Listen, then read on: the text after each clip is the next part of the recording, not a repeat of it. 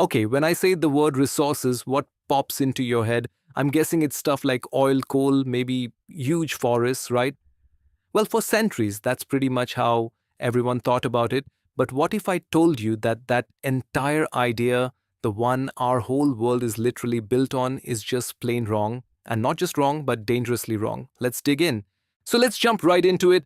We're going to start with a really dangerous misconception, an idea that shaped our world for a very, very long time, and honestly, not in a good way.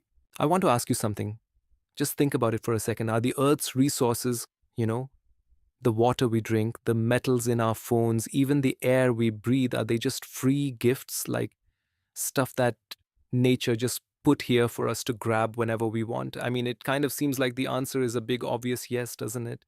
And for centuries, pretty much everyone went with yes. That was the assumption. But here's the thing, that simple belief that all this stuff is just a free for all is exactly where so many of our biggest problems got their start. And we're not talking about small problems, we're talking about massive global issues. Okay, so if resources aren't just free gifts from nature, then what in the world are they? Well, to get to the bottom of that, we actually need to redefine the word itself. So here's the deal, a resource is basically anything from our environment that we can use to meet our needs. But, and this is a huge but, it has to check three boxes. First, it's got to be technologically accessible, meaning we have to have the tools to actually get to it and use it. Second, it has to be economically feasible. It can't cost more to get than it's actually worth. And third, it needs to be culturally acceptable. Society has to be okay with using it. If it doesn't hit all three of those, it's not a resource. Simple as that. And this brings us to the main point, the big takeaway here. Resources are not free gifts. They are a function of what we humans do. They don't just exist out there waiting for us, we actually create them. Think about it. A lump of iron ore is just a rock, right? It's totally useless until a person comes along with the knowledge and the tools to turn it into steel. We're the ones who give it value. And this whole process is really this cool interactive dance between three things: nature, technology, and institutions. At the very center, you've got us, humans. We use technology to tap into nature, to transform it, and then we build institutions, things like governments, laws, companies, to organize and manage how we do all of that. It's all connected in this constant loop. Once you start thinking this way, it totally changes how you see the world. All of a sudden, resources aren't just about stuff we can dig up or cut down. Now, the wind that spins a turbine is a resource. The flow of a river is a resource. Even human know-how, that's a resource too. It really broadens the whole picture. Alright, so what happens when we ignore all this? What's the price we pay for sticking to that old broken idea that nature's bounty is just free for the taking? Well, as you can probably guess, the cost is incredibly high. This whole free gift myth has basically led us straight into three huge crises. First off, we've been tearing through resources not for everyone's survival, but mostly to satisfy the greed of just a few people.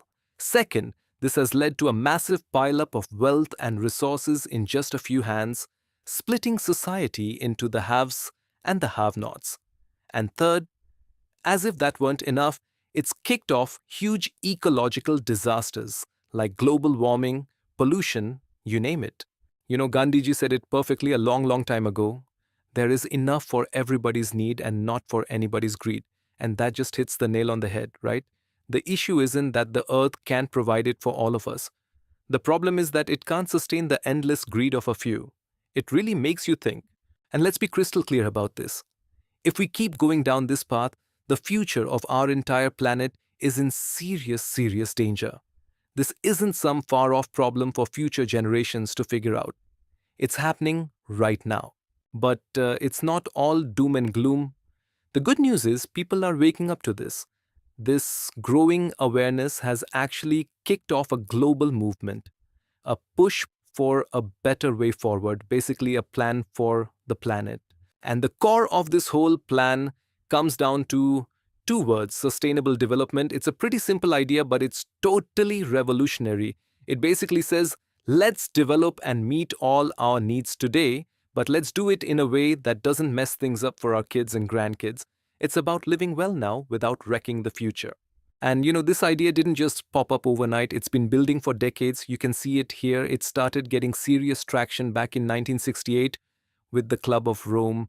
Then in 74, you had Schumacher's book, Small is Beautiful.